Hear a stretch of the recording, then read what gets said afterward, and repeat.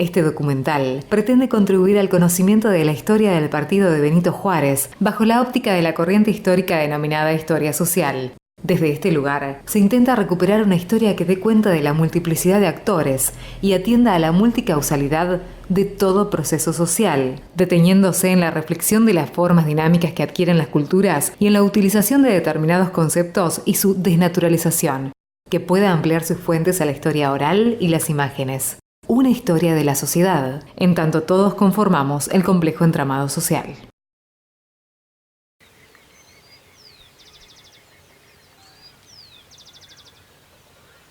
Desde finales del siglo XVIII, el territorio que actualmente conocemos como Argentina asistía a profundas transformaciones. Tras la creación del Virreinato del Río de la Plata en 1776, la importancia de Buenos Aires como puerto estratégico estaba en ascenso. El comercio de esta zona tenía una profunda relación con el Alto Perú. El proceso de independencia traería aparejado nuevos desafíos. No se trataba solo de dotar al espacio de un nuevo orden político y administrativo para un territorio de fronteras difusas, sino de generar estructuras económicas que pudieran sostener a la población. En este contexto, la provincia de Buenos Aires distaba mucho de ser como hoy la conocemos. Se trataba de un espacio de dimensiones pequeñas al contrastarla con la actual, que estaba atravesado por constantes cambios que se pueden evidenciar desde la década de 1820.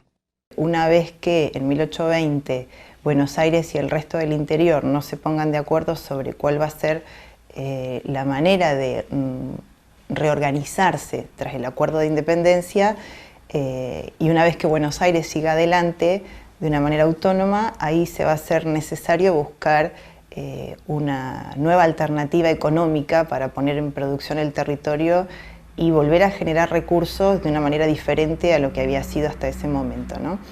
Es a partir de ahí, a partir de 1820, que Buenos Aires se va a preocupar por expandir sus límites, por correr sus territorios productivos hacia el sur, y en ese contexto es que va a surgir, digamos, toda esta política de corrimiento de la frontera de alguna manera para lograr una explotación diferente, ¿no? Que en este caso va a ser a través de la ganadería, en un proceso que va a tener un avance continuo a lo largo de todo el siglo XIX y que tenía por ahí sus inicios en las antiguas vaquerías del siglo XVIII y en la explotación que se daba sobre todo en la zona de Santa Fe y del litoral de la producción ganadera, producción que a partir de las guerras de independencia se va a ver muy afectada y que se cree que precisamente esos rodeos ganaderos o lo que quedaba de esos rodeos ganaderos habrían migrado hacia la campaña de Buenos Aires. Entonces una forma de mantener parte de esos rodeos habría sido migrarlos hacia la campaña de Buenos Aires. En este contexto es que se va a dar la expansión de la frontera, ¿no?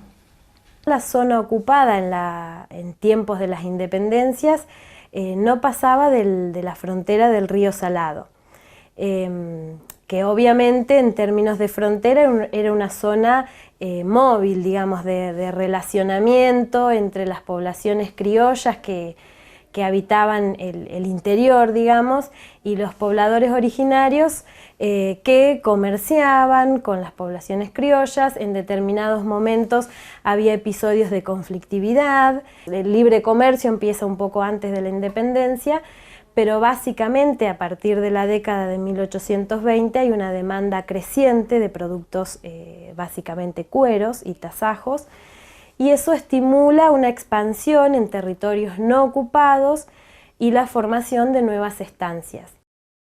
En este marco, la tenencia de la tierra asume un rol protagónico en la reestructuración y expansión del territorio bonaerense.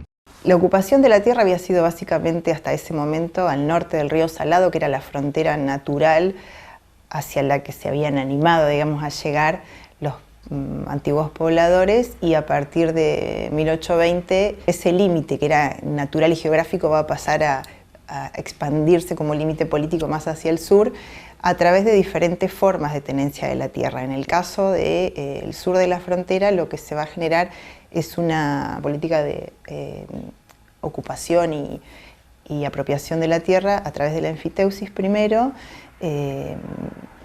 teniendo en cuenta en este caso que las tierras fiscales no podían enajenarse o venderse porque el Estado las tenía como reserva ante el empréstito Barín que habían contraído. Entonces las tierras no podían venderse, tenían que seguir siendo fiscales, pero sí se van a poner, se van a ofrecer en producción a través del pago de un canon que era fijo, y de esa manera el Estado podía asegurarse de que los particulares accedieran a la tenencia de la tierra y se comprometieran a poblarla básicamente con animales, ¿sí? Con personas también, pero básicamente cuando se habla de poblarlas tiene que ver con ponerlas en producción, para generar un ingreso para el Estado a través de lo que se pudiera exportar y también a través de los impuestos que se cobrara a tal fin. El sistema de enfiteusis se va a mantener en vigencia hasta las leyes de venta de tierras de Rosas en 1836-1838, donde ahí sí se van a poder comprar las tierras. Esto va a complementarse también con el sistema de donaciones y de premios militares también durante la época de Rosas, y otra forma obviamente de acceso va a ser la herencia, ¿no? Una vez que se puedan poner en condiciones de propiedad privada, la herencia va a ser otra forma de acceder a la tierra. Pero en la zona, digamos, en este espacio que a nosotros nos interesa, va a ser básicamente la enfiteusis la primera manera de acceder a la ocupación y al control por parte del Estado de este territorio. En grandes extensiones de tierra, básicamente porque la enfiteusis así lo preveía, no había motivos para que las parcelas fueran más chicas, básicamente por la forma de explotación, ¿no? Y por la cantidad de población criolla en ese sentido para destinar a la producción ganadera. Así que las parcelas eran de 12 leguas, pero que un mismo particular podía denunciar diferentes enfiteusis en distintos lugares, y de esa manera van a ir acumulando, digamos, porciones mayores. De esa época serían las primeras denuncias del territorio que luego será Benito Juárez a partir de la década de 1830 aproximadamente. En principio, creo que uno de los primeros que aparece es Juan Cornell, que venía dentro del grupo que va a fundar el Fuerte Independencia, incluso el propio José Jerónimo de Iraola, que a partir de 1836 va a acceder a las primeras leguas de tierra en lo que luego va a ser San Antonio, ¿sí? El modo de acceder a las tierras en enfiteusis básicamente tenía mucho que ver con conocer el territorio, porque el hecho de conocer permitía a uno saber cuáles eran las tierras más interesantes desde lo productivo, ¿no? Aquellas que tenían acceso a agua, ¿sí? A caudales de agua que pudiera ser ríos, arroyos, lagunas permanentes, etc.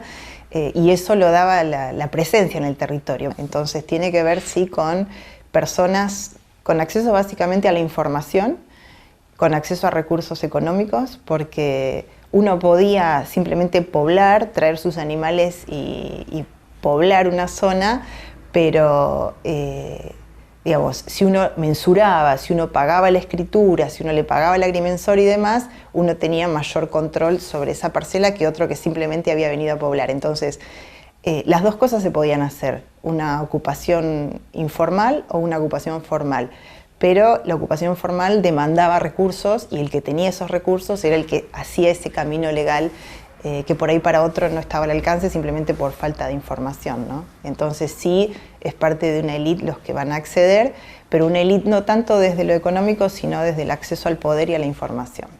Bueno, la familia llega a la zona esta con José Jerónimo Iraola, que se casa y tiene varios hijos. Dentro de esos hijos está Ciriaca Iraola, que se casa con Cecilio Jacobé y que pasan con el tiempo a ser los propietarios de la zona de la laguna de San Antonio, y que por ese por esa laguna es que viene el nombre San Antonio de Iraola, después queda San Antonio de Iraola. Después también tienen un hijo que es Martín Iraola, tienen otra hija que es Antonia Iraola, que se casa con Leonardo Pereira, y después está Maruca Iraola, y después hay otros más. Y realmente a mí me admira cómo gente con recursos y instalados en la ciudad de Buenos Aires tienen la idea de venir a hacer patria a la zona del Indio, instalarse, quedarse, y bueno, en este lugar hubo 2 malones, y él vino a poblar, a desarrollar, digamos, la zona, a criar hacienda, y de golpe venía el indio y se llevaba todo, y rompió la población, y volver a armarla y volver a luchar para volver a crecer. Lo primero que se sabe de la zona es la solicitud por parte de Iraola de la enfiteusis, creo que son 12 leguas en la zona de lo que posteriormente va a ser la estancia San Antonio.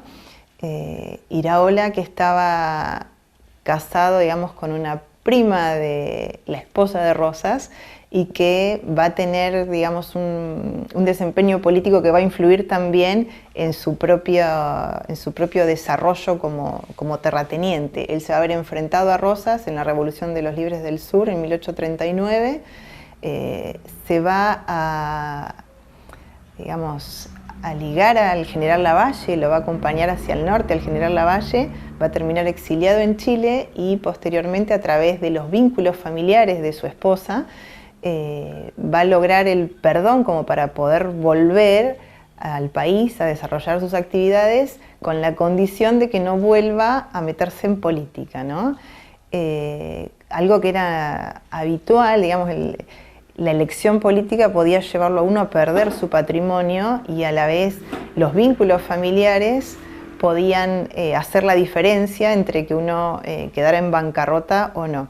La primera construcción fue un ranchito chiquito de adobe, que lo tenemos aquí afuera,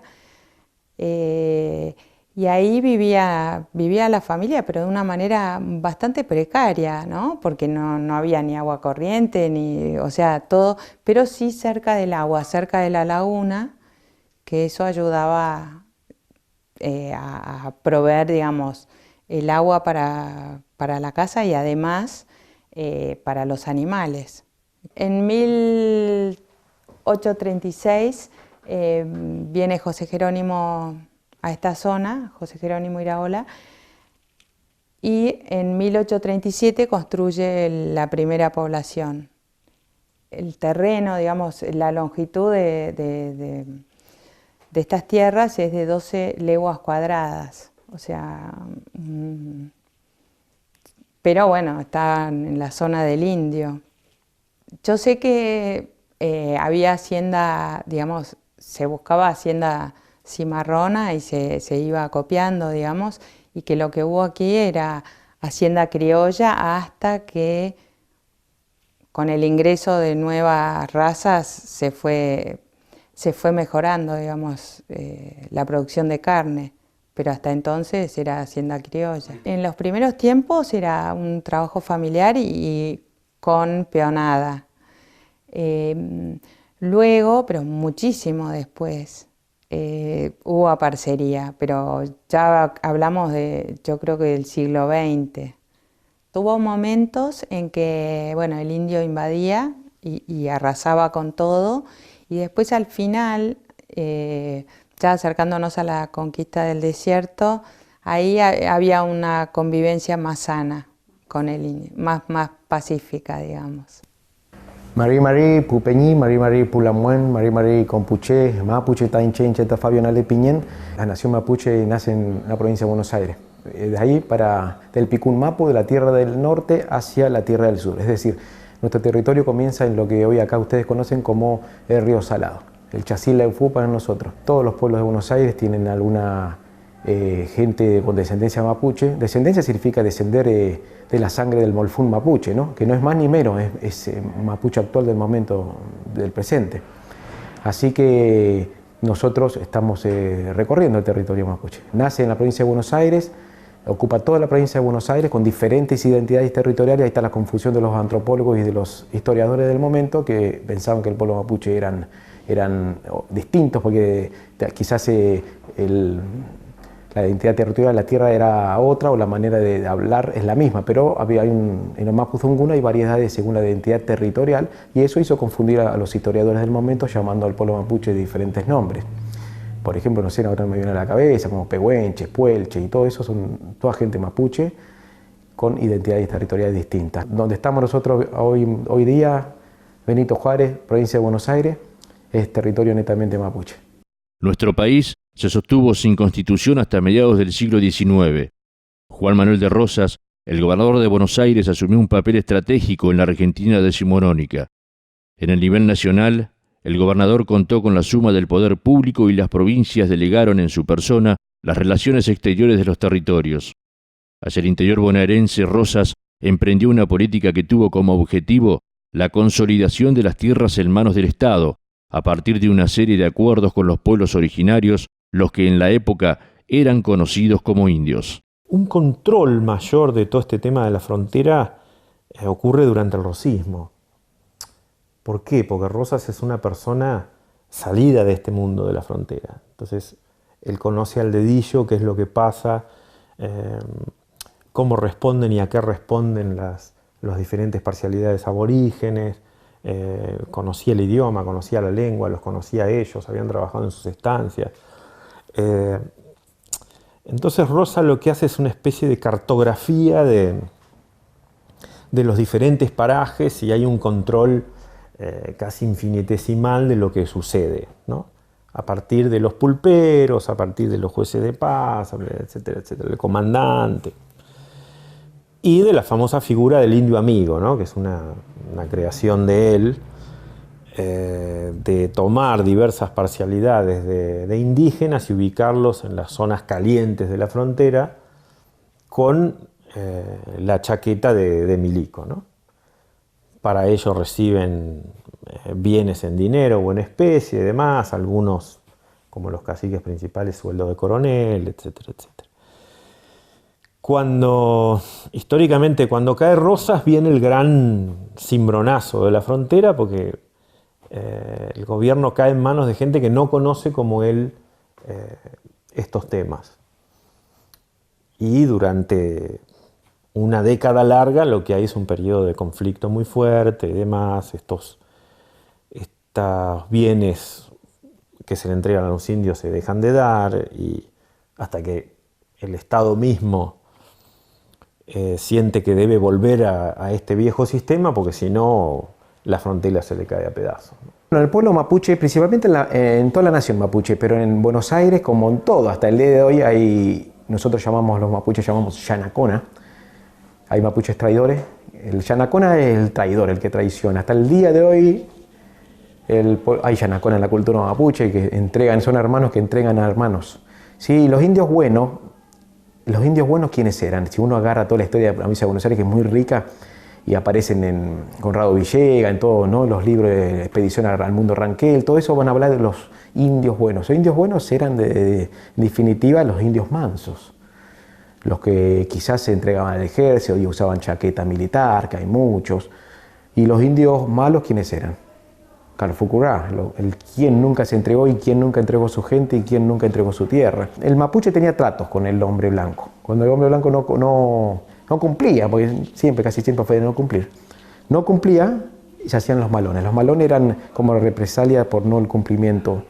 Un malón de Calfucurá era arrasar absolutamente con todo. Era una persona muy fuerte estratégicamente, militarmente y un líder auténtico de nuestro pueblo.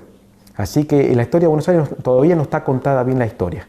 Y todo lo que hemos nosotros recolectado como mapas interculturales es la otra historia. No hay nada de la historia mapuche, lamentablemente, acá. Si uno recorre los pueblos como hacemos nosotros, y hablamos con los historiadores de los pueblos, todos nos acercan esa mirada del blanco, del indio salvaje, del violador de las mujeres blancas y toda esa historia que no fue tan así.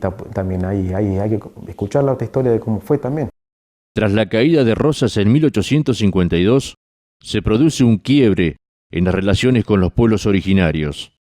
Rotas las alianzas con los llamados indios amigos, distintos episodios permiten constatar la conflictividad en aumento, entre los cuales puede contarse a la batalla de San Antonio de Iraola, en el territorio que posteriormente conoceremos como Benito Juárez. Sucedió que la política, primero la política de Rivadavia, de la enfiteusis, empezó a poblar todos estos campos, y luego vino la línea de fortines, de cantones, que fue avanzando de a poco, y llegó el momento que en el año 55, en el 53 se instala el cantón acá en el ángulo noroeste de la laguna. ¿Qué era el cantón? No era un fortín. El cantón era un rancho que estaba rodeado por un foso,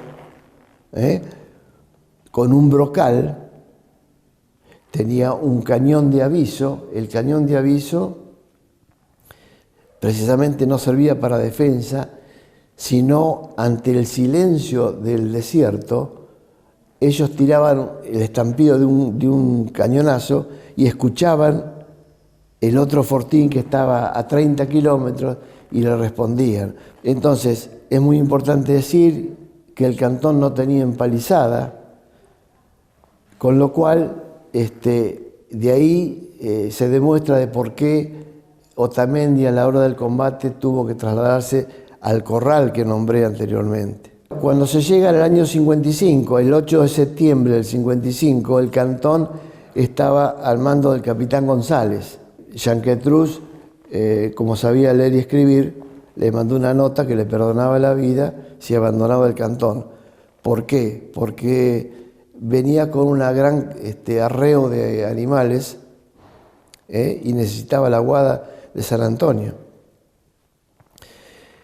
En ese momento fue como Hornos, Emanuel Hornos, lo llama a Otamendi, que ya había abandonado las milicias, lo llama para que se haga cargo de San Antonio y abatir al invasor, así dice la nota. En total son 125 soldados que emprenden viaje desde Tapalqué hacia San Antonio. Se dice que en el camino el malón de Yanquetruz se hacía notar, se hacía ver como a la distancia para mostrarle el poderío y para que abandonen la misión. Otamendi llega al cantón y se encuentra con que el cantón estaba abandonado, que González no estaba.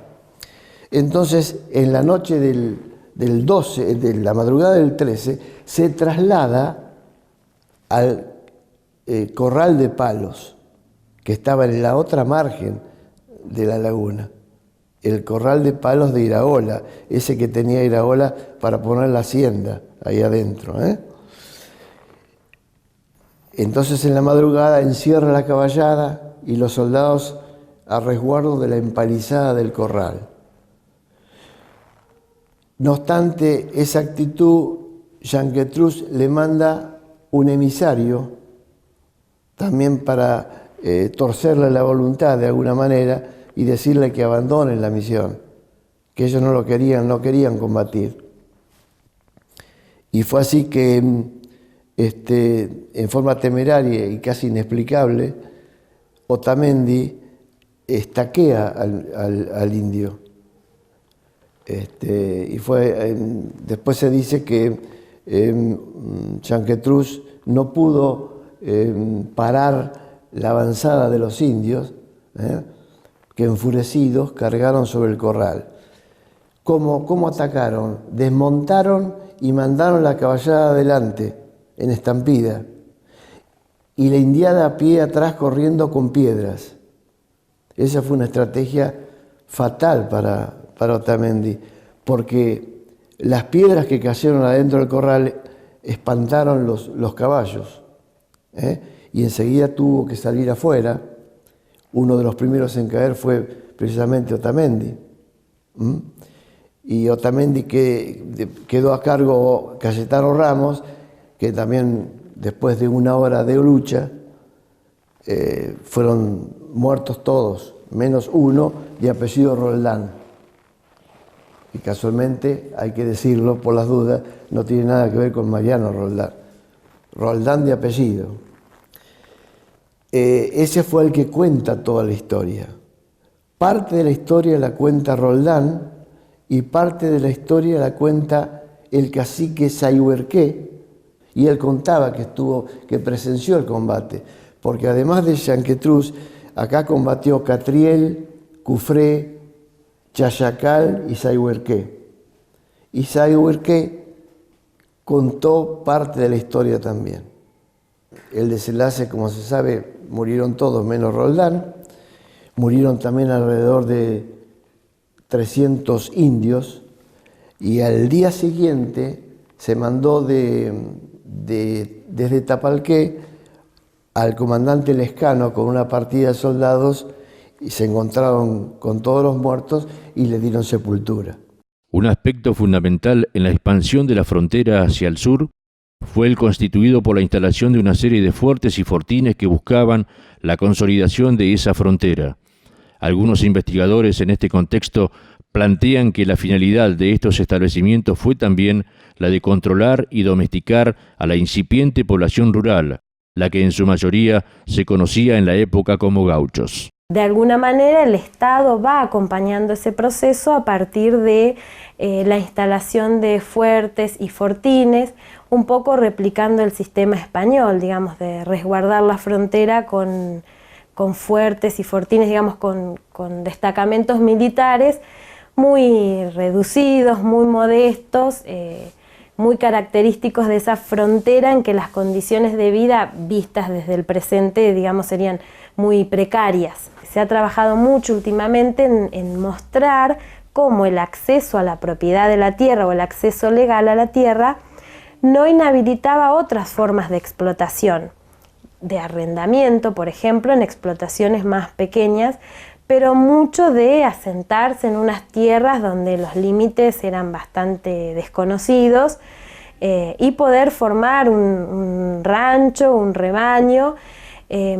Y este es un proceso que se va a extender hasta bien avanzada en la primera mitad, digamos, del siglo XIX, y que va a ir, digamos, desapareciendo a medida que el Estado se vaya consolidando sobre ese espacio. ¿Qué quiere decir? Lentamente se va a ir imponiendo una propiedad privada de esos recursos que se valorizan crecientemente. Digamos, aumenta el valor de las tierras y se empiezan a subdividir, y cada vez aparecen menos posibilidades de ocuparlas sin la propiedad legal. La región que nos interesa, digamos, en la que estamos, se ocupa a partir de la formación o de la fundación o instalación del Fuerte Independencia en Tandil en 1823. Y a partir de allí, digamos, se abre el poblamiento a las regiones próximas. Por ejemplo, la zona de Juárez va a ser impactada por varias incursiones indígenas, por malones, que van a condicionar o a forzar la instalación de nuevos fortines, y que van a hacer que la vida en la frontera sea bien movida. Yo trabajé básicamente los fortines de la línea de Mitre, ¿no? Y que eran fortines bastante diferentes a los que quizá están en el imaginario de la gente, que son los más pequeños, más continuados, con alguna forma defensiva a nivel armas de fuego o cañones y demás, que son los de la línea de Alsina. Esos son como de los que más quedaron justo con la zanja, me pasa a mí en el imaginario popular. Los fortines de Mitre eran fortines más densamente poblados, que estaban más separados uno de otro y que eran estructuras importantes a nivel edilicio dentro de lo que era el encuadre paupérrimo de la frontera, ¿no? No dejan de ser un puñado de ranchos con un corral de palo a pique y un foso y demás. Hubo gente como el francés mismo Evelot, que es el que construye la zanja, o el comandante Prado en la guerra al Malón, que tienen palabras muy, muy condenatorias respecto de lo que un fortín era. Pero bueno, Evelot venía de París y Prado de lo que en su momento era la capital, que evidentemente les tenía que chocar esa visión de una especie de, entre comillas, villa miseria de la época. El día a día era, piensen, un encuadre en la nada misma, ¿no? Es decir, una gente que estaba ahí, llevada por imperio de la ley. Acuérdense, el tema de la ley de vagos y el Martín Fierro es bien claro en eso. Y gente que en realidad tenía que, entre comillas, defender la frontera contra los malones aborígenes. A mí me parece que, y esa es también un poco mi teoría, que estos fortines también eran centros de disciplinamiento. Es decir, piensen que tenemos un encuadre mundial de inicios del capitalismo y de inserción del capitalismo en los ámbitos pampeanos, y la mano de obra que había disponible para hacer de esto el granero del mundo, que era lo que quería Inglaterra, básicamente, era el gaucho. Y el gaucho no estaba disciplinado, entre comillas, ¿no? En términos Foucaultianos, si se quiere. El gaucho era una persona que vivía de una manera libre, que se podía sentar en cualquier lado, que tenía los medios de subsistencia asegurados por la caza, por la cría de su propio ganado y demás. Y entonces a esa persona el poder necesitaba disciplinarla. Uno de los centros era la estancia, es decir, entrar a trabajar bajo un patrón, es decir, proletarizarse, y el otro era un fortín. Y en el fortín era, el mismo Fierro lo dice, ya que lo citamos hace un rato, qué indios ni qué servicio, dice, estábamos trabajando todo el día en los campos del coronel de turno. Es decir, los tipos lo que hacían era aprender disciplinas de trabajo que después iban a ser las disciplinas de trabajo capitalista. Y si uno ve la forma de los fortines, sobre todo los que yo excavé acá, eran estructuras circulares que tenían una torre de vigilancia, y eso es un panóptico. Entonces los tipos, ¿qué hacían? Los tipos lo que hacían era lo que se llamaba la descubierta, que era un grupo de ellos, iban a encontrarse con otro grupo que salía del fortín más cercano. Por ejemplo, los casos que yo excavé, el fortín de la Barrancosa o Otamendi con el Viñana, los tipos a mitad del camino se encontraban, y lo que hacían era pasarse el parte diario de las novedades que había. Las novedades, imagínense en el día a día de esa gente, las novedades eran cero, ¿no? Es decir, bueno, sí, bueno, nosotros pudimos agarrar 2 mulitas, ustedes que agarraron, no sé qué, una cosa así, ¿no? Una vida, en cuanto, como diría Borges, una barbarie monótona, ¿no? Y después me imagino que harían tareas de amansamiento de caballos, de tener el día a día del abastecimiento de pasto de esos caballos y del abastecimiento de ellos, algunas tareas de mantenimiento de la propia estructura, es decir, las paredes del rancho de adobe que se rompían, además, que había que acomodar, que había que... y poco más. Sí, y poco más. Después de excavar Miñana, previo a excavar la Barrancosa, descubrimos en el Archivo General de la Nación documentos de Rivas, que era el jefe de acá de Azul, que dice que es necesario crear un emplazamiento en la laguna de la Barrancosa porque era un lugar de pasada de indios. Esto es en septiembre del año 58. Empiezan ahí los trabajos. Hay una nueva carta de principios del 59 donde le piden al Ministerio de Guerra que manden carpas y sobre todo objetos para empezar a construir el fortín, porque ya habían contratado los vascos de turno para hacer todo el zanjeado y todo eso.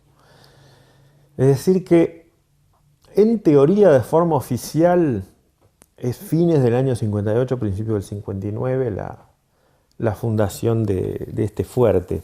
Inmediatamente después, de este fortín, perdón, inmediatamente después hay una normativa un poco general en la frontera del sur donde se le cambia de nombre a muchos fortines porque muchos tienen nombres inadecuados, según el Ministerio de Guerra. Y ahí ocurre el cambio de Fortín Barrancosa a Fortín Otamendi en memoria de Nicanor Otamendi, el de la batalla de San Antonio de Iraola con Yanguetruz y demás. El dato oficial es este de fines del 58 y que dura hasta el 69, que es el gran cambio hacia el oeste de la línea, ¿no? Es decir, que dura una buena década con buena cantidad de efectivos, porque estamos hablando de 50 personas que había ahí, al menos por nómina oficial, que es uno de los fortines más importantes de la zona, sin ninguna duda.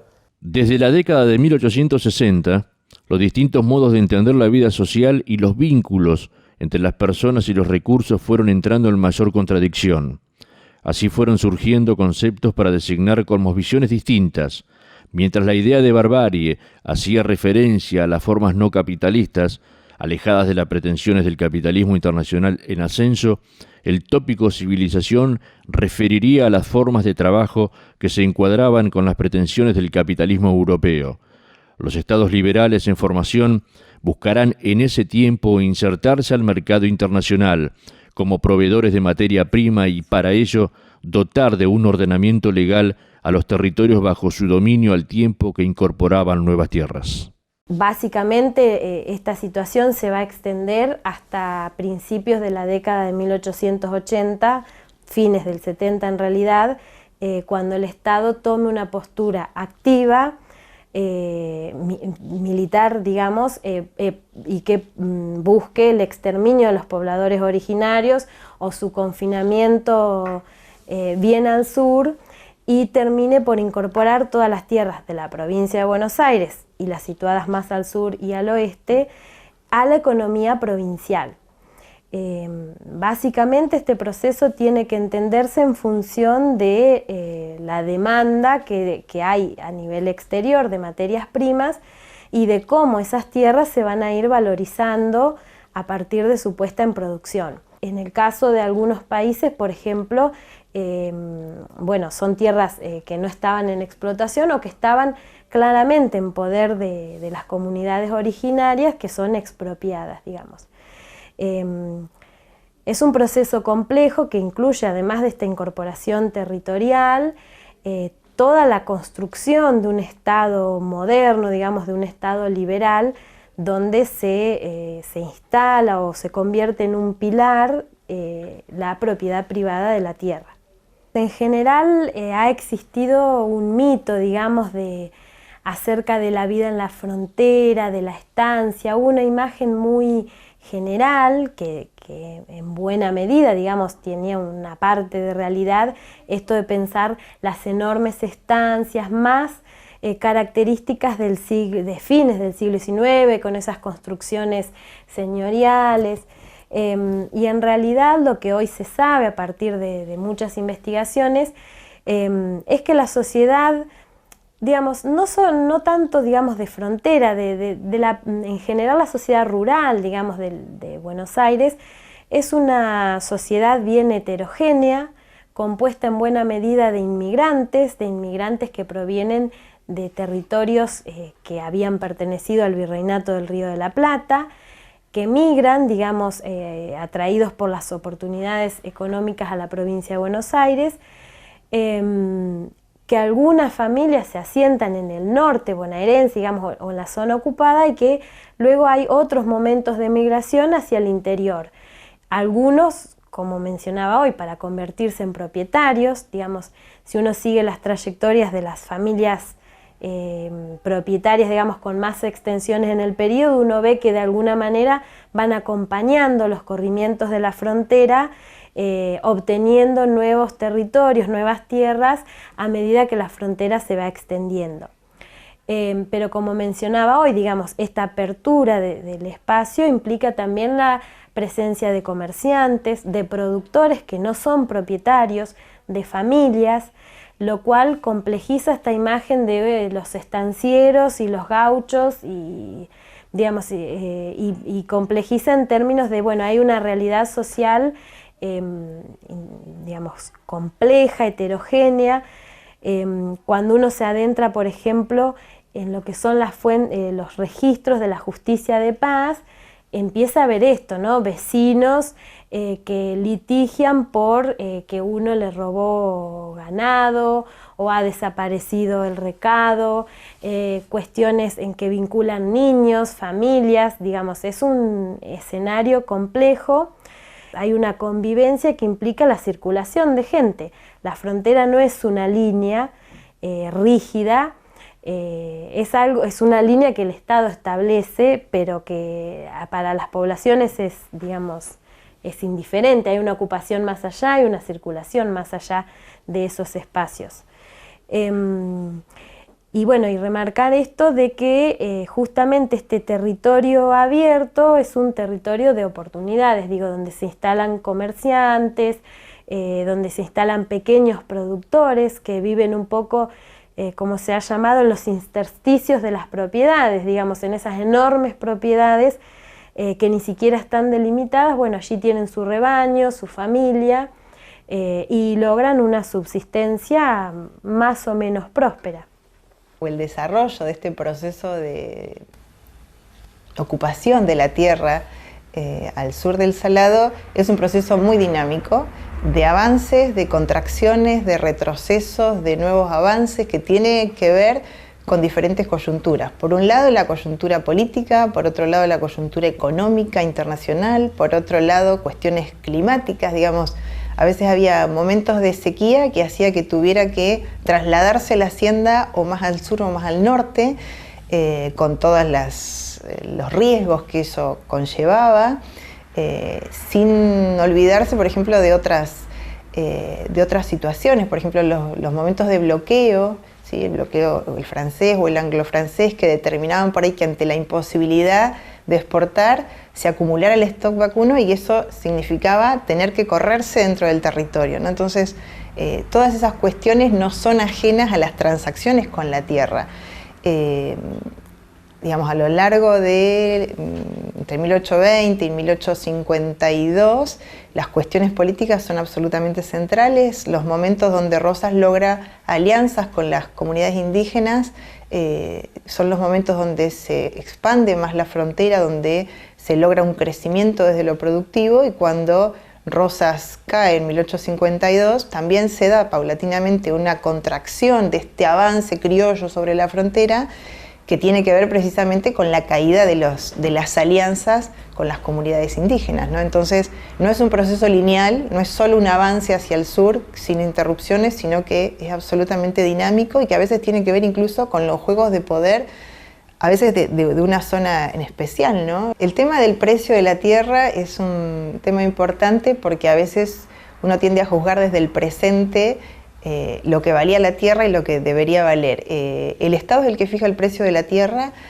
tanto desde el momento en que establece el precio del canon enfiteutíco como cuando saca a la venta las tierras, ¿sí? Las tierras se van a comprar con una tasación que es la tasación oficial, con lo cual tiene que ver con la voluntad o no del Estado de recaudar más o menos, o de dónde le interesa recaudar al Estado. En este caso estamos hablando de un bien que es abundante como la tierra, pero del cual se hacía cargo al particular de los riesgos que tenía ocupar esa tierra, ¿no? Entonces, no es lógico pensar que el Estado cobrara caro por algo que después el particular asumía el riesgo de poblar y de desarrollar toda su actividad económica en función de eso. Entonces era un bien abundante, era un bien barato, y al Estado le convenía más cobrar impuestos a la producción y no impuestos a la tierra, ¿sí?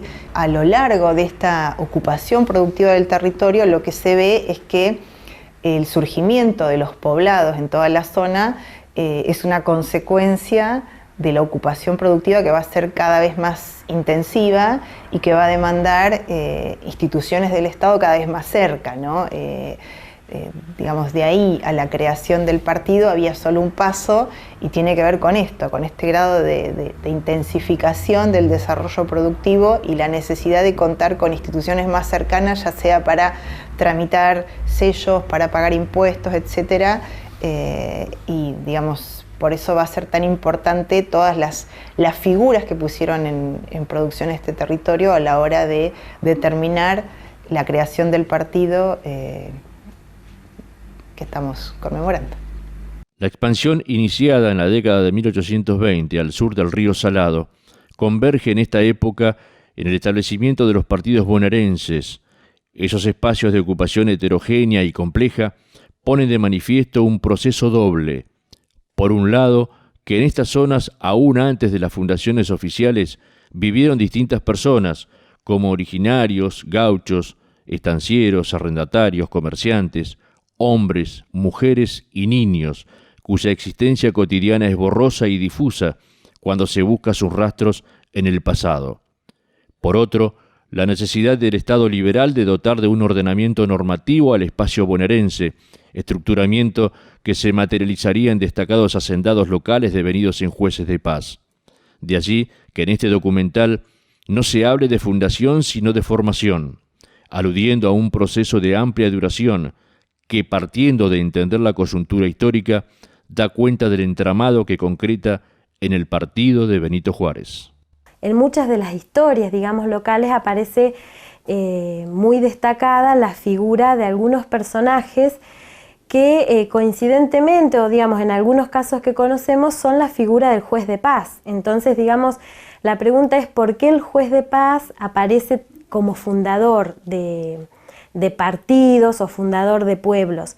Y es interesante rastrear o entender cuál era el rol del juez de paz, que era una autoridad, digamos, casi podríamos decir la única autoridad, o la autoridad que coexistía con la autoridad militar, donde había sede de una comandancia militar, pero que englobaba todas las funciones, digamos, era el representante del Estado en ese lugar tan apartado de la ciudad de Buenos Aires, pero además era un representante de alguna manera de su sector social, digamos, del sector social al que pertenecía, porque eran designados desde la gobernación en una terna de candidatos, y en todos los casos coincidía con personajes destacados de la región en términos de ser grandes propietarios o de ser personas vinculadas además con las esferas del poder provincial.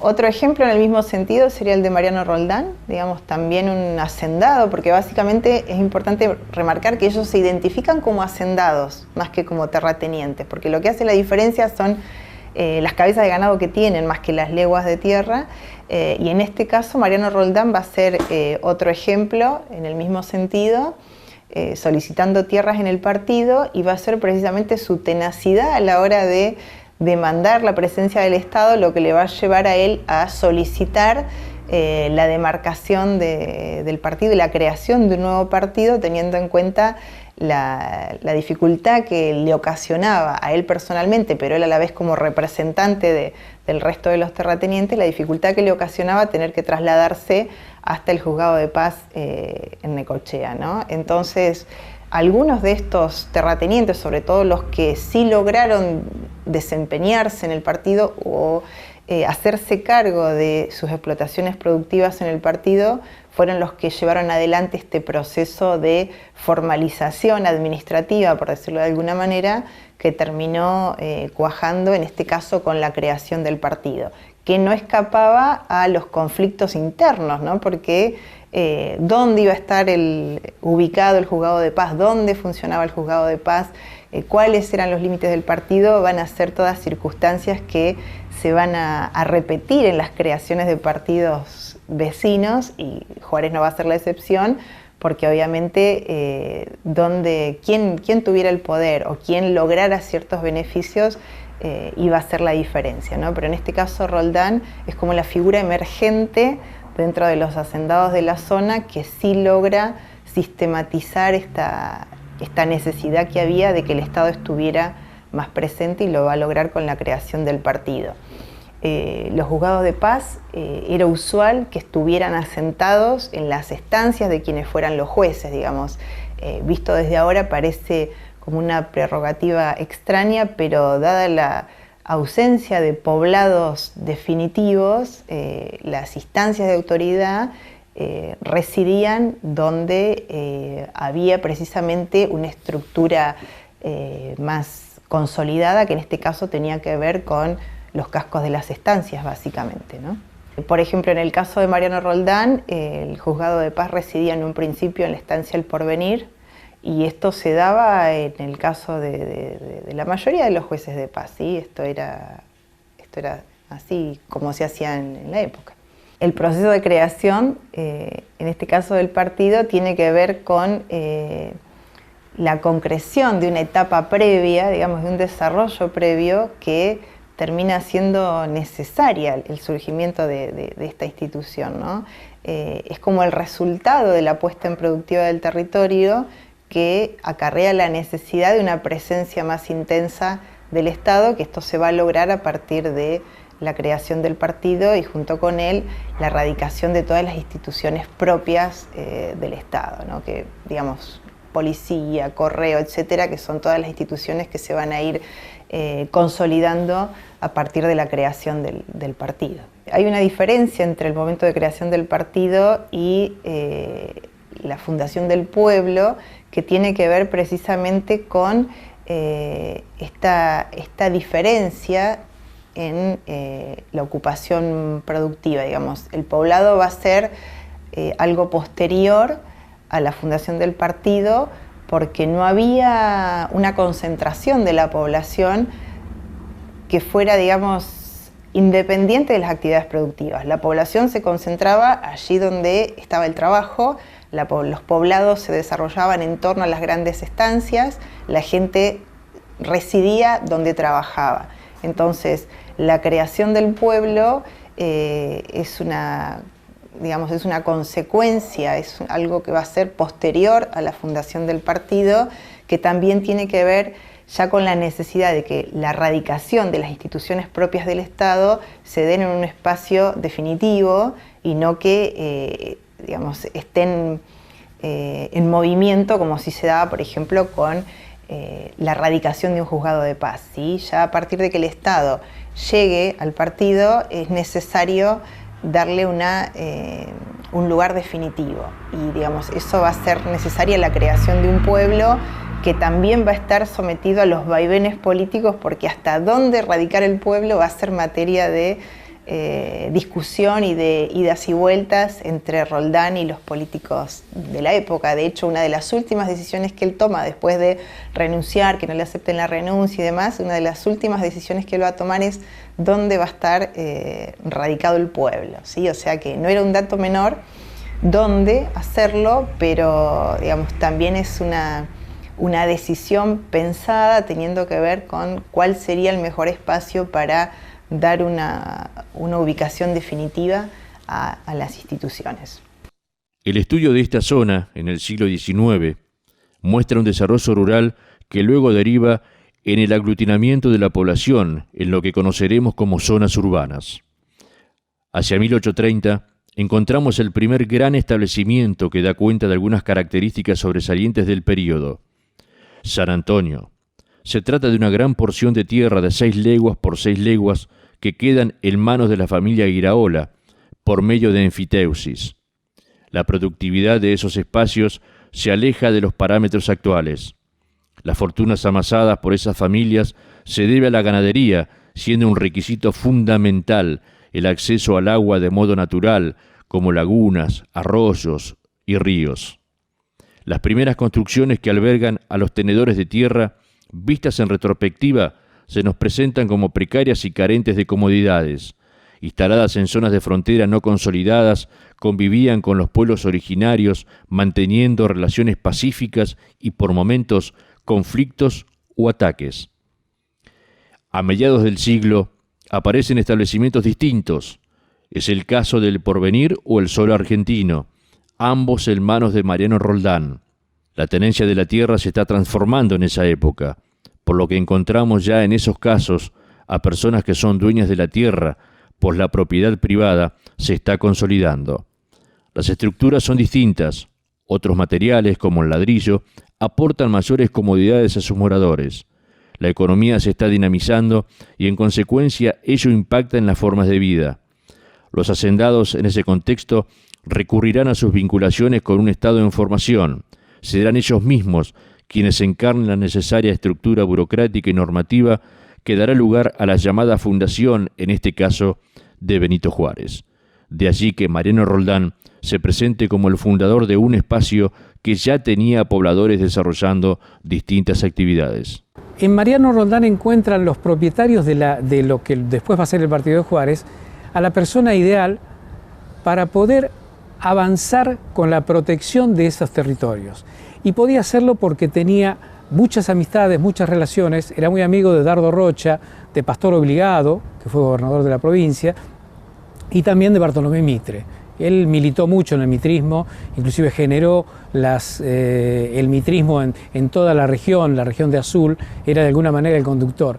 Y lo que favoreció realmente la fundación del Partido de Juárez fue precisamente esa tarea que venía haciendo Roldán de relaciones institucionales que hacían que su contacto con Buenos Aires era muy fluido. Cuando viene a Azul, que es el lugar donde en realidad arranca su primera experiencia como hacendado, es en Azul, en los campos de Luis Cos, que estaban en el Arroyo de los Huesos, casi en el límite, un poquito más arriba de 5 Lomas de Anchorena.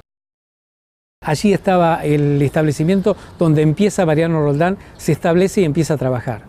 Después de ahí es donde compra la estancia que bautiza El Porvenir, que es ahí donde empieza, en la fundación, es de alguna manera El Porvenir el lugar donde empieza a ejercer como juez de paz. Y lo que favoreció realmente la fundación del Partido de Juárez fue precisamente esa tarea que venía haciendo Roldán de relaciones institucionales que hacían que su contacto con Buenos Aires era muy fluido y tenían intereses en común, además del interés propio de Roldán de decir, bueno, quiero avanzar porque quiero también que la frontera empiece a desarrollarse hacia el sur. El 31 de octubre de 1867 se promulga la Ley 521, firmada por el gobernador Adolfo Alsina y su ministro de Gobierno Nicolás Avellaneda, fechada 2 días antes, el 29 de octubre de 1867, en la cual se ordena la división del partido de Necochea y la creación de un nuevo partido que llevaría el nombre de Juárez. Por eso, cada 31 de octubre conmemoramos la fundación del Partido de Juárez. El nombre de Benito Juárez viene a partir de la admiración que no solo sentía Mariano Roldán de Benito Juárez, sino que también la compartía con Mitre. En ese sentido, se daba en ese momento la revolución en México, en 1867, y Benito Juárez era la figura que en realidad marcaba un rumbo para estos intelectuales también, que eran Mariano Roldán, porque pertenecía realmente a un grupo de intelectuales, Mariano Roldán, y conocía ese desarrollo. El objetivo era ese por la admiración que tenía Mariano Roldán del prócer mexicano.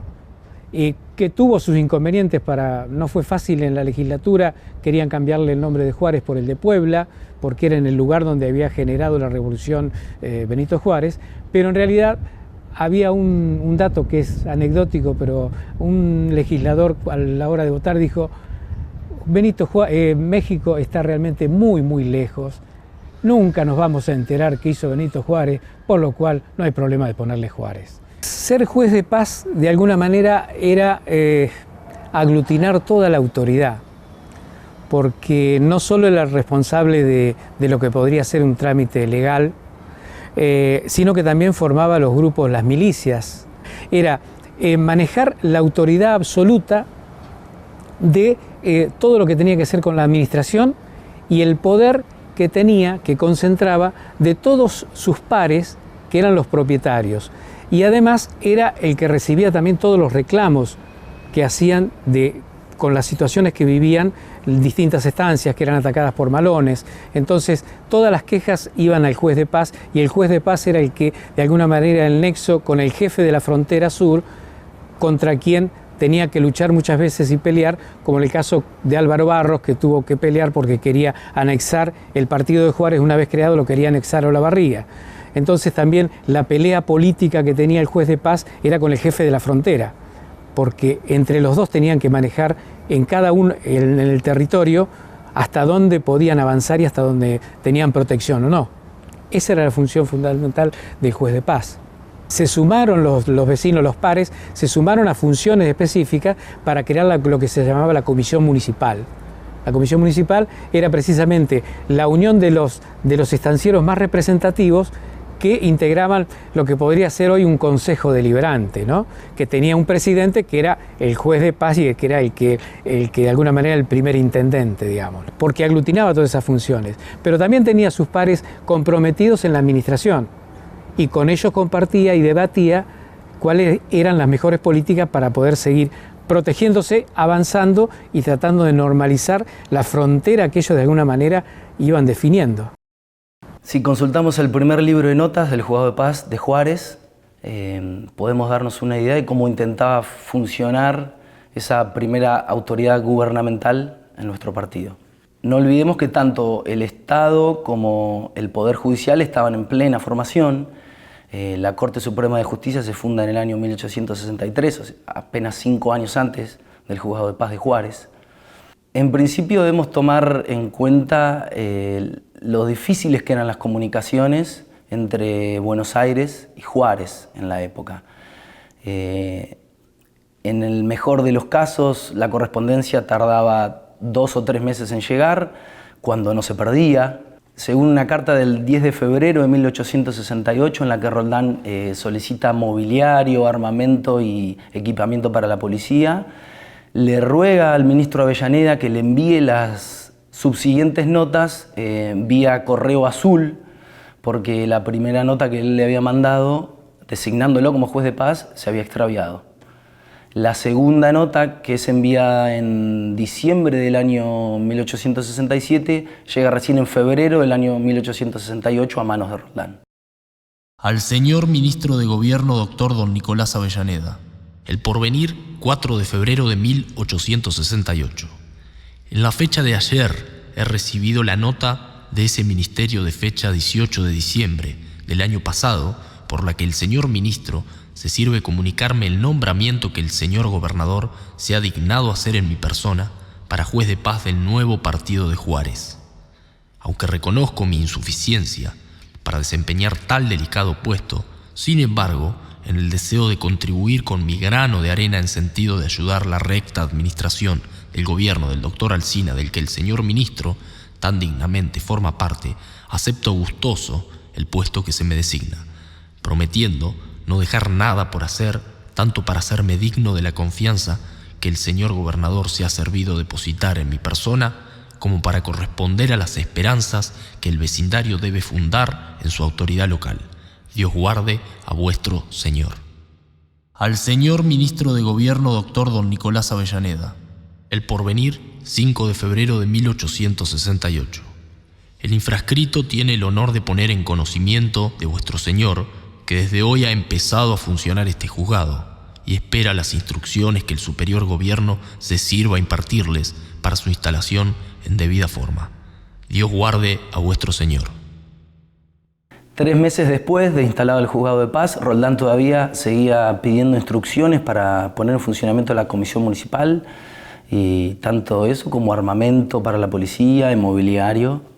Además de estos inconvenientes, cuando Roldán recibe el rumor de que va a haber una próxima invasión india, según dicen ellos, de Catriel junto a otros caciques, Roldán recurre a Álvaro Barros, que era entonces jefe de la frontera sur, para pedirle ayuda, y Barros se la niega. Al jefe de la frontera sur, comandante don Álvaro Barros. El Porvenir, 6 de febrero de 1868. El infrascrito se dirige a usted participándole que los vecinos fronterizos de este partido, justamente alarmados por el estado peligroso de la frontera y en vista de encontrarse esta o parte de ella sin ninguna clase de elementos militares para su defensa, me encargan, pida a usted su protección y amparo para los valiosos intereses y vidas que se encuentran en esta parte fronteriza y que generalmente ha sido azotada por los bárbaros en todas sus invasiones por quedar más distante de la guardia de las 2 divisiones que guarnecen la frontera. El vecindario desea que usted coloque alguna fuerza a la altura del fortín Resistencia, a fin de que siquiera se pueda vigilar esa inmensa puerta que se encuentra completamente desguarnecida y que es por donde entran y salen los indios invasores. Los vecinos esperan ansiosos su contestación, y si esta no es favorable, crea usted que empezarán inmediatamente la despoblación de esta parte fronteriza, puesto que así se nos hará comprender que se nos deja entregados a nuestros propios recursos, los cuales son impotentes para luchar contra un enemigo tan terrible. Dios guarde a usted. Entonces, Roldán recurre al ministro Avellaneda denunciando esta situación y a su vez envía una carta a todos los juzgados de paz de la zona, Azul, Tandil, Ayacucho, Tapalqué, pidiéndoles que ellos también le escriban a Avellaneda para que refuercen su pedido. Más allá de la tarea de organizador que ejercía Roldán como juez de paz, a la par suyo trabajaban otras personas del partido. Entre ellos encontramos a Emilio Cárdenas, quien construyó su casa Fortín con corral de palo a pique, Aureliano Lavie, que fue el primer secretario, Ernesto Romero, León López, Pedro Rodríguez, que fue el segundo juez de paz luego de Mariano Roldán, José María Chenagucía, entre otros miembros. Personas que iban sucediéndose en los cargos y que rotaban a su vez, porque, como decíamos anteriormente, eran escasas las personas que podían desempeñar una función pública. Las funciones eran procurador, policía y tierras, culto de instrucción pública y tesorero. Además de un alcalde por cada uno de los 8 cuarteles que había en ese momento. En general eran estancieros y comerciantes que promediaban los 35 o 45 años, la mayoría argentinos, pero también encontramos a un uruguayo y a un español. A la par que se organizaba la comisión municipal y los alcaldes de los cuarteles, también Roldán era el encargado de organizar la partida de policía. En un principio la partida de policía se componía de un sargento de nombre Cándido González y 11 oficiales. El gobierno debía proveer tanto el armamento como la vestimenta y la indumentaria de los policías. Por más empeño que pusieran esas 12 personas en su tarea, era muy difícil controlar un territorio tan grande y ante un malón chico de 200 indios, poco podían hacer. A poco de organizarse las autoridades y empezar a funcionar el juzgado de paz, los hacendados manifestaban su interés de elegir un terreno y trazar una ciudad cabecera para este nuevo partido.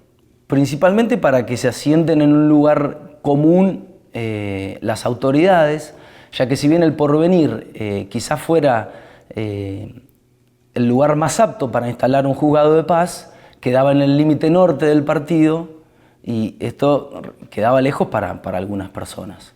Es así que en enero de 1869 la comisión municipal se reúne para elegir un terreno, pide autorización al gobierno y se eligen los campos que pertenecían a Ignacio Lara. Sin embargo, el gobierno rechaza este pedido inicial.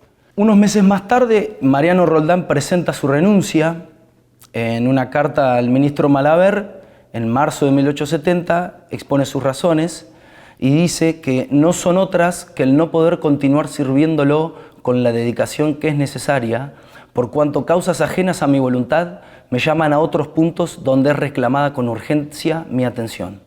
Más allá de que el gobierno rechaza esta renuncia, Roldán insiste en el carácter indeclinable y la comisión municipal acepta la renuncia finalmente y elige a Pedro A. Rodríguez como nuevo juez de paz, trasladándose el juzgado de paz a su establecimiento La Totora, que estaba ubicado un poco más al centro del partido. Antes de realizar el traspaso del juzgado de paz, Roldán manifiesta a la comisión que él quería dejar elegido el terreno donde se iba a trazar la ciudad cabecera. Es así que en septiembre de 1870 la comisión municipal junto a otros vecinos salen en una recorrida por los campos de la zona y eligen por unanimidad las tierras del paraje San José pertenecientes a la familia Iraola. Y es ahí donde finalmente se realiza el trazado del ejido. A pesar de su alejamiento, Mariano Roldán seguiría manteniendo una relación comercial y política muy fluida con el partido. Recién en los primeros meses del año 1871, José María Muñiz es designado como agrimensor y en abril el gobierno les da las instrucciones para el trazado y 30.000 pesos para los primeros gastos. Sin embargo, Muñiz tarda casi 3 años en venir a hacer su tarea. En el medio la comisión municipal, además de reiterados pedidos a las autoridades, decide enviar comisionados especiales, primero a Mariano Roldán en persona para que se entreviste con el gobernador y le reclame, además de la presencia de Muñiz, 300.000 pesos que el Tesoro Nacional había prometido a la comisión municipal para los gastos de la construcción de los edificios públicos. Evidentemente, la intervención de Roldán no surtió efecto, por lo cual al año siguiente la comisión municipal debe volver a enviar comisionados especiales, primero Ernesto Romero y después una comisión compuesta por 4 comisionados municipales, hasta que finalmente en el año 1873 se realiza la mensura del ejido y es a partir de 1874 que empieza a poblarse la ciudad cabecera. Contamos con pocas referencias que permitan caracterizar el día a día en el pueblo entre 1867 y 1880. Una de ellas la constituye el testimonio de Ignacio Rabarrena Tapia, procedente de España, arribó a la Argentina en 1874 y se instaló rápidamente en Juárez, donde ya vivía su padrastro, Mariano Urquiola, quien trabajaba en la estancia El Unco. De aquel poblado incipiente, donde transcurriría su niñez y juventud, dejaría huella en su libro de memorias Lo que recuerdo. La primera casa de Juárez fue la de Lucio Ribacova, construida de barro y paja, llamada de chorizo y techo de zinc. La segunda fue la nuestra, de tablas, enfrente a la plaza principal. En esta manzana que la demarcación del ejido del futuro pueblo de Juárez destinaba para plaza, mi padrastro tenía el rodeo de las ovejas que había comprado para consumo.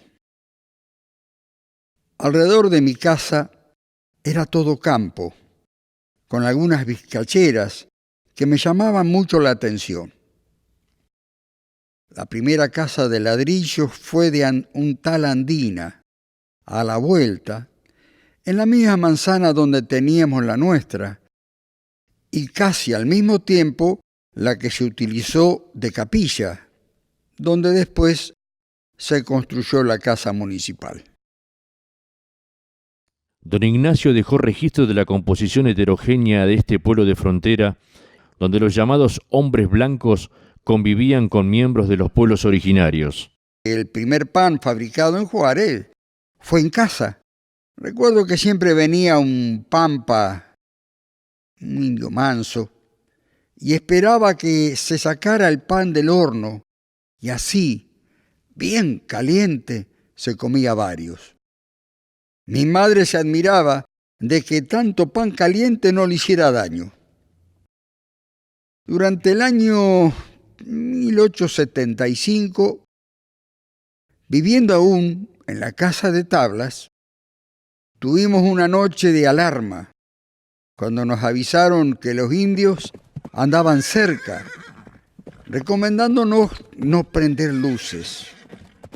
Mi hermano Martín, que entonces tenía 3 años, asustado al oír hablar de los indios, lloraba. Por suerte, los indios se interesaron más en arriar las yeguadas y no se aproximaron al pequeño grupo de caza que había entonces. No lo puedo precisar si fue en esta invasión o en la siguiente, en la que llevaron cautiva a una señora, que felizmente pudo ser rescatada. Más allá de su propia madre, Ignacio recordaría a hombres y mujeres desarrollando distintas actividades. Pedro Sarasola trabajaba con mi padrastro en el campo de Roldán, plantando árboles donde había de edificar su nueva estancia que se llamaría Sol Argentino. Entre los primeros comercios de Juárez estuvo la frutería de Dionisio Guglielmetti, que era atendido por su esposa.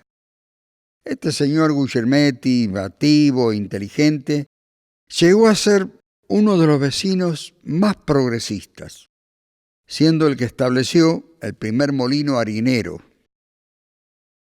La primer panadería de importancia fue la de Pompeo Proverbio.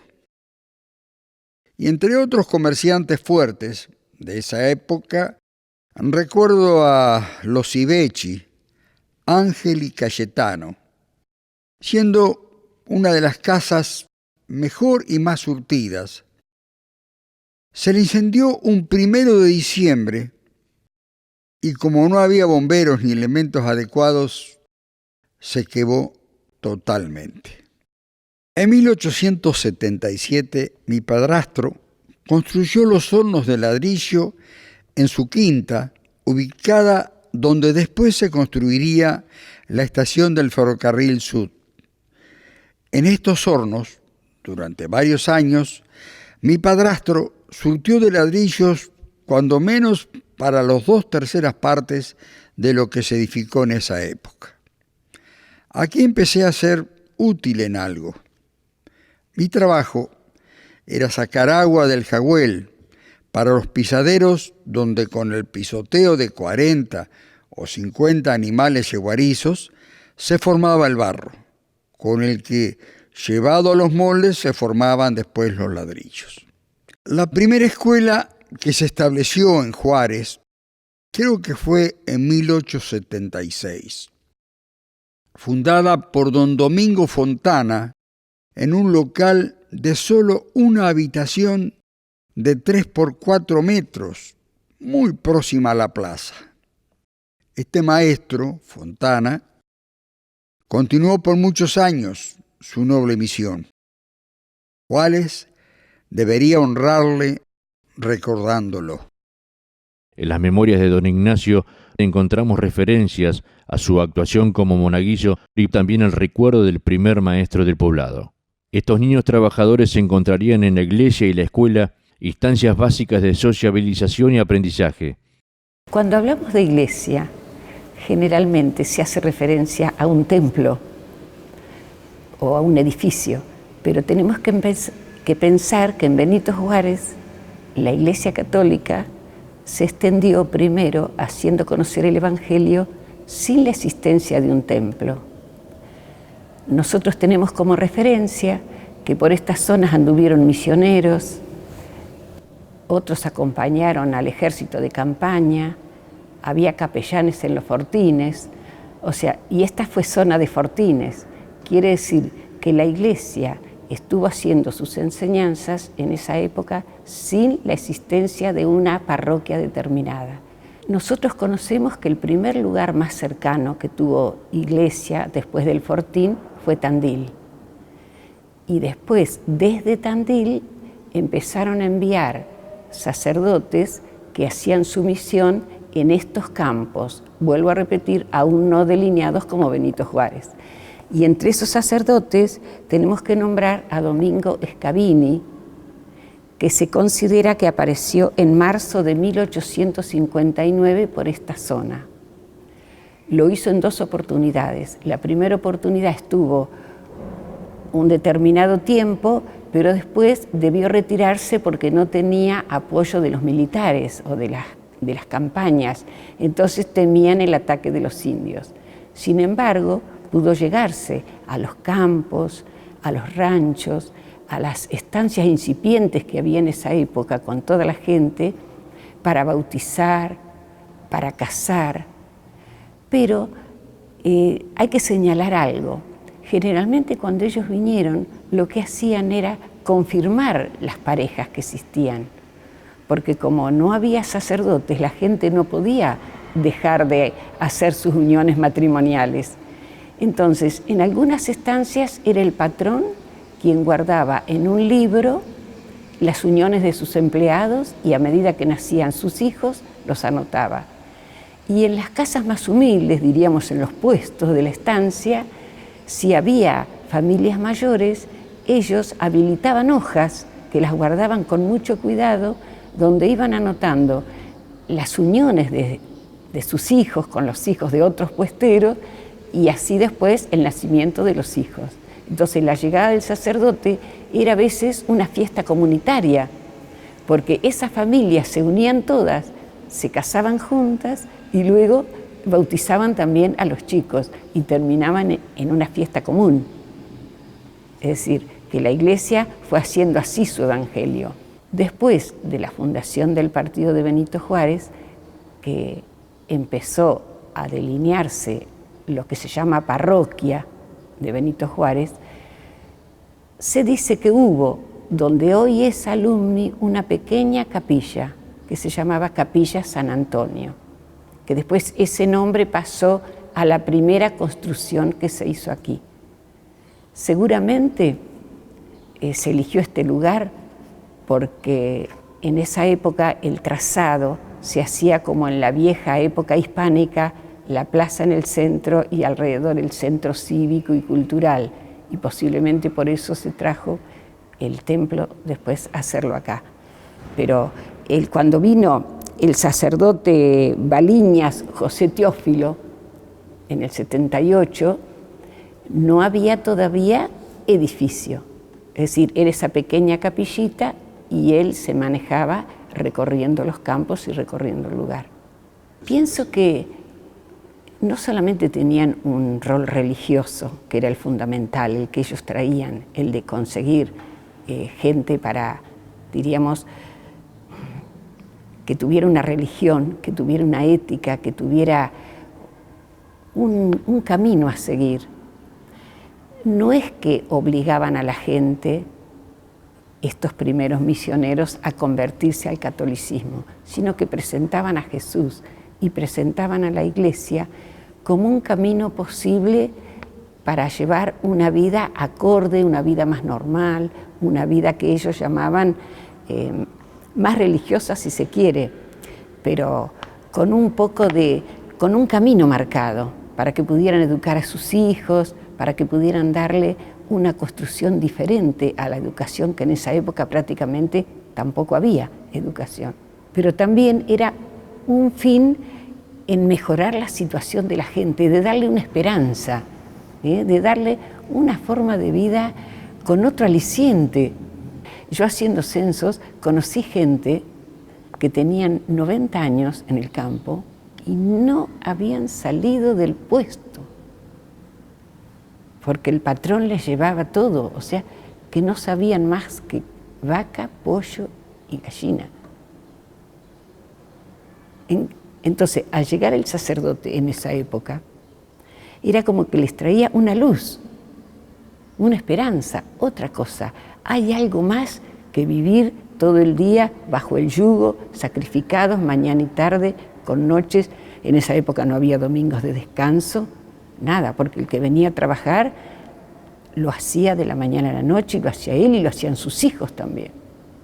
Hay registros de defunciones de chicos que nacían y morían, o sea, que no estaban dadas las condiciones.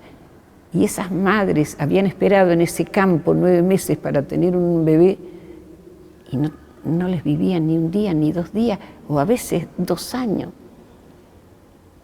Porque el lugar donde vivían y la falta de, no digo de higiene, porque a lo mejor eran limpitos en los ranchos, vivir en un rancho no significa que hayan sido, pero le faltaba lo que llamamos hoy esa higiene necesaria para el nacimiento y para que durara. Encima, si había una enfermedad, se la contagiaban todos, no había forma de pararla. eran épocas de sarampión fuerte, de viruelas, La gente que vino acá, que generalmente eran inmigrantes, los primeros que estuvieron y los que vivieron. Yo vengo de un barrio, del barrio San Roque, donde los primeros que vinieron eran los italianos, y lo primero que hicieron fue hacer en nuestro barrio, que después lamentablemente lo taparon, una catacumba, es decir, un pozo, pero bien hecho, con columnas y todo, a donde ellos se reunían todas las noches, comían queso y tomaban vino, ¿no? Y pedían por la construcción de una iglesia en homenaje a San Roque.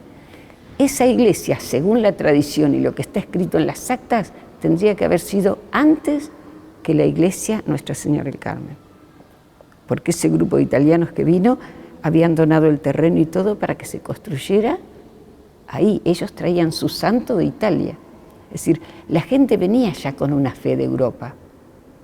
Pero también tenemos acá gente que nació en el lugar y relacionada con los aborígenes, si bien los aborígenes también tenían su creencia, no es que vivían faltos de creencias. Ellos tenían su creencia, a lo mejor tenían manifestaciones diferentes de culto, pero tenían sus creencias y las respetaban. O sea, que podemos ver la iglesia, la llegada de la iglesia o de la religión católica desde dos aspectos. Uno, de la necesidad de aquella gente, de los inmigrantes que ya estaban y que esperaban tener concretada su fe en un templo para rezar. Y el otro, la llegada de los misioneros que llegaron a esta campaña más cercana al indio, que no tenía una fe como la que enseñaban ellos, de un solo Dios, y entonces quisieron hacerla llegar. Ellos llegaban como un ser humano acercándose a otro ser humano para enseñarle una verdad, que para ellos era una verdad, que les podía cambiar la vida, les podía dar otro sentido a la existencia. El censo de 1869 arroja el resultado de 1.610 habitantes en todo el partido, en su totalidad población rural. Hay datos muy interesantes que nos permiten conocer a qué se dedicaban esos primeros habitantes.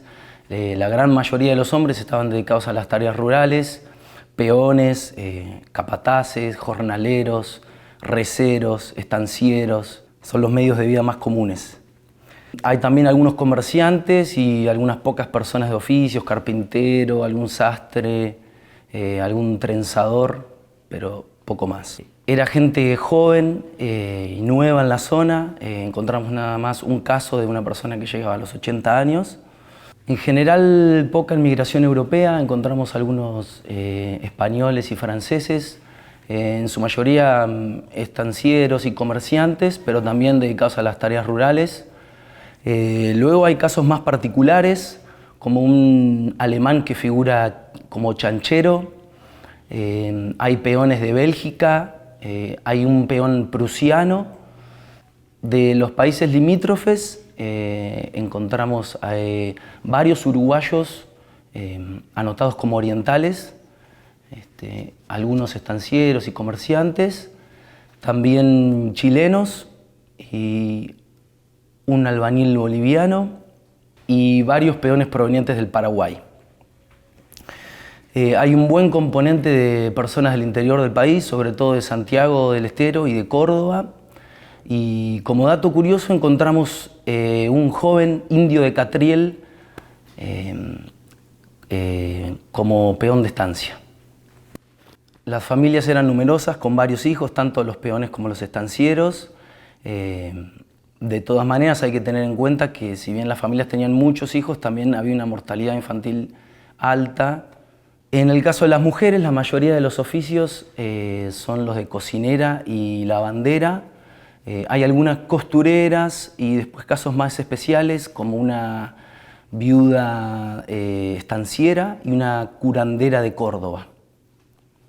Encontramos también muchas criaturas entre 1 y 3 años, los primeros frutos de esa población incipiente que era en crecimiento, especialmente a partir de 1871, en que el Ministerio de Gobierno solicita a los partidos de campaña que ubiquen a los contingentes de inmigrantes que se esperaban para los próximos meses porque en Buenos Aires se está arrasando la fiebre amarilla y para evitar que se propague la enfermedad deciden ubicar a los inmigrantes en los partidos de campaña. Las respuestas del juez de paz de Benito Juárez, en ese momento Pedro Rodríguez, es favorable. Él escribe al ministro Malaver diciéndole que hay lugar y hay trabajo para los inmigrantes, especialmente debido a la escasez de brazos para trabajos de pastoreo de oveja y trabajos de a pie, como le llaman, y que hay demanda de trabajo debido a la inestabilidad de los trabajadores naturales del país que eran reclutados para las guardias nacionales. La gran mayoría de las edificaciones eran de paja y de barro y en menor medida de madera. Literalmente la gente estaba a merced de lo que los rodeaba. Con barro y con paja levantaban su casa en el medio de la nada, sin sombra y sin árboles a la vista. Evidenciamos un alto grado de analfabetismo, sobre todo en personas adultas, entre 20 y 60 años, algunos estancieros que no saben leer ni escribir. De esta manera podríamos explicar la escasez de personas que había en el momento para desempeñar cargos públicos, como se excusa Roldán en una carta presentando a los miembros de la comisión municipal, que son casi los mismos que los alcaldes de los cuarteles. Cuando pensamos en la Argentina agroexportadora, el llamado granero del mundo, hacemos referencia a una etapa posterior. Solo desde 1880 podemos evidenciar una dinámica económica como nunca antes. El ferrocarril constituirá en ese sentido un aspecto fundamental al permitir la comunicación intensa entre interior y puerto. Se exportará a Europa materia prima, mientras desde ese continente se podrá acceder a productos suntuosos que serán plasmados muchas veces en las construcciones casi señoriales que aparecerán en las estancias. Los vagones de esos trenes, al mismo tiempo, transportarán personas. En nuestro partido, desde 1881 encontraremos a la estancia Dos Marías como ejemplo de una época con nuevos desafíos, entre el que destaca la gran presencia de migrantes que dejarán su impronta tanto en el espacio rural como en el urbano. Aunque esto ya es parte de otro capítulo de esta historia.